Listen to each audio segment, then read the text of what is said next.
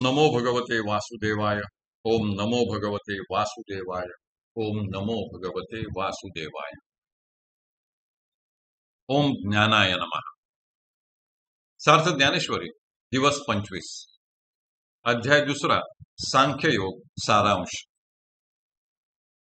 ज्याप्रमाणे दिव्याची ज्योत लहान असूनही तिचा प्रकाश मोठा पडतो, त्याप्रमाणे सद्बुद्धी अल्प असली तरी तिचे कार्य महान असते. जे ज्ञानी आहेत ते जगात दुर्लभ असलेल्या या सद्बुद्धीची अनेक प्रकारे इच्छा धरतात.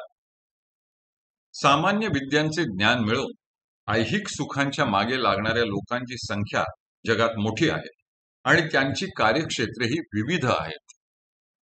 मृत्यूलोकी जन्म घेऊन यज्ञादिक कर्मे करून आनंददायक असे स्वर्गसुख भोगण्याची इच्छा सर्वांनाच असते. त्यांचा उद्देश भगवंताची प्राप्ती करणे हा नसतो.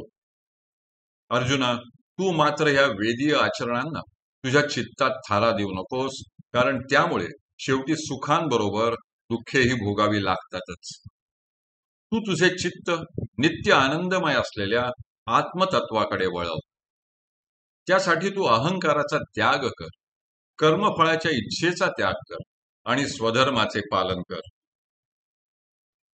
स्वधर्माचे पालन कसे करावे आणि ते तसे केले नाही तर काय अनर्थ होतो, हे ज्ञानेश्वरांनी अनेक दृष्टांत देऊन सांगितले आहे. ज्ञानेश्वर म्हणतात, ज्याप्रमाणे उत्तम स्वयंपाकीण नाना प्रकारचा चांगला स्वयंपाक करून तो लोकांना विकते, त्याप्रमाणे अविचारी आणि अज्ञानी लोक सुखोपभोगांसाठी स्वधर्म गमावतात. वेदांमधील अर्थवादात मग्न असलेल्या लोकांच्या मनात दुर्बुद्धी वास करते, असे श्रीकृष्ण अर्जुनाला सांगतात. ज्यात कर्म आणि उपासना यांचे निरूपण केले आहे ते सर्व रज व तम या गुणांनी युक्त असून स्वर्ग सूचक आहे. अर्जुना, तू सत्व, रज आणि तम या त्रिगुणांचा त्याग कर आणि अहम ममता सोडून दे. तुझ्या अंतःकरणाला आत्मसुखाचा विसर पडू देऊ नकोस. वेदांमध्ये जरी पुष्कळ मार्ग सांगितले असले तरी आपले हित ज्यात आहे तोच मार्ग आपण निवडावा. सूर्योदय झाल्यावर आपल्या दृष्टीला अनेक मार्ग दिसतात, परंतु त्या सर्वच मार्गांनी कोणाला जाता येत नाही. ज्ञानीजन वेदार्थाचा विचार करून शाश्वत ब्रह्माचा स्वीकार करतात. ह्या भूमिकेतून पाहिले म्हणजे परधर्म न आचरता तू स्वतःच्या क्षात्र धर्माचे पालन निर्हेतुकपणे करशील. हेतुरहित आचरणामुळे तुझे कोणतेही कार्य पूर्ण झाले, असफल झाले किंवा ते मध्येच सोडावे लागले तरी तुझ्या मनात हर्ष वा शोक उत्पन्न होणार नाही. हेतुरहित आचरण हे नेहमी ईश्वरार्पण होते. अर्जुना, मनाची समता हेच योगाचे सार आहे. ज्या समतेत मन वा क्रिया आणि बुद्धी वा ज्ञान यांचे ऐक्य असते, त्या बुद्धियोगाचा विचार केला असता कर्मयोग कमी योग्यतेचा वाटतो. पण कर्माचे आचरण केले तरच बुद्धियोग साध्य होतो, कारण कर्माची उत्तरावस्था हीच स्वाभाविक अशी योग स्थिती असते.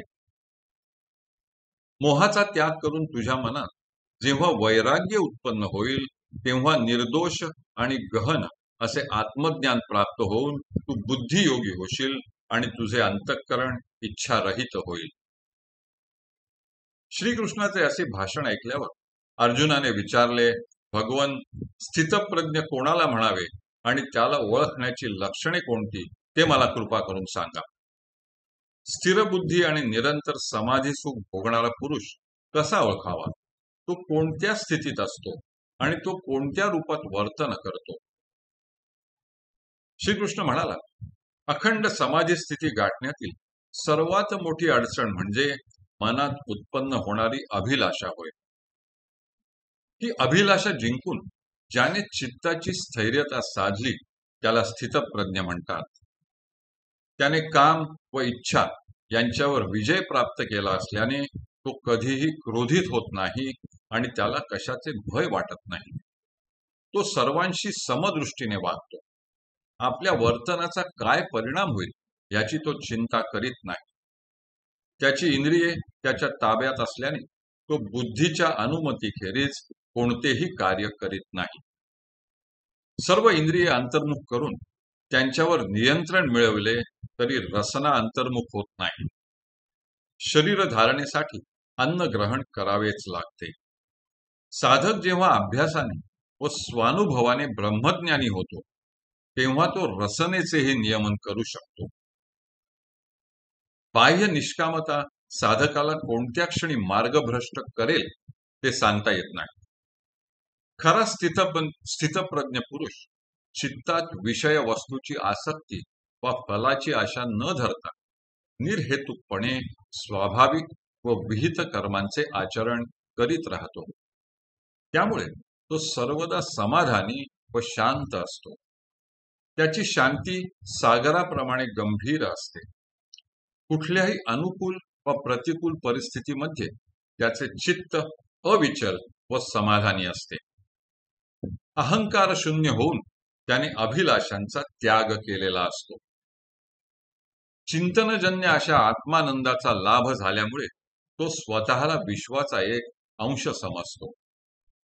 त्याला देहपाताचेही दुःख नसते, कारण निस्सीम अशा परब्रह्म स्थितीला तो पोहोचलेला असतो. आपण विचारलेल्या प्रश्नांचे श्रीकृष्णाने समाधानकारक उत्तर दिल्याने अर्जुन आनंदित झाला. तिसऱ्या अध्यायात अर्जुन आपल्या मनातील आणखी काही शंकांचे निरसन करण्यासाठी भगवंतांना काही गहन असे प्रश्न विचारेल. तो प्रसंग म्हणजे अमर्याद अशा विचारामृताचा सागरच आहे.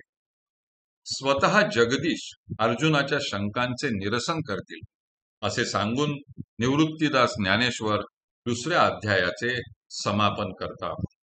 हरिः ओम, हरिः ओम, हरिः ओम. हरये नमः, हरये नमः, हरये नमः.